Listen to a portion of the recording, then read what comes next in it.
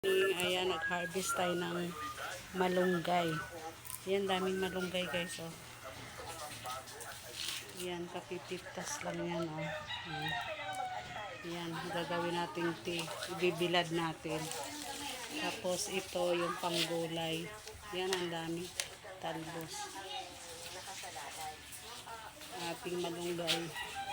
Ito, papadala ko to sa anak ko. Tapos ito, magugulay kami ngayon ng manok. Pinulang manok. Ting papaya. Ayan, kapipitas lang yan guys. Ayan o, kapipitas lang.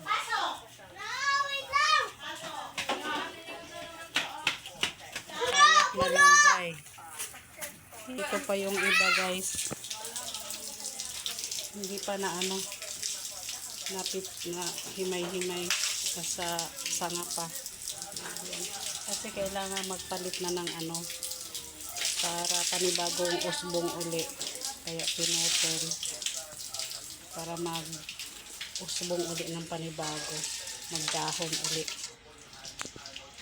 Ang dami nating gagawing tea.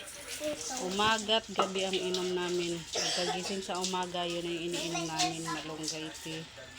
Kahit dun sa mga kay Uno at saka kay Beans. Yan. Tapos bago matulog sa gabi, yan. Tapos magtinulang manok tayo ngayon guys.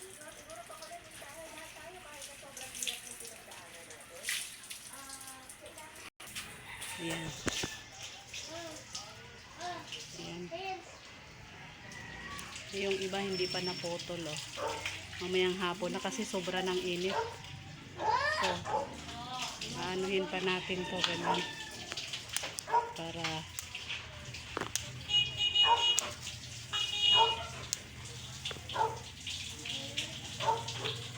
ayan, gagawin natin tea.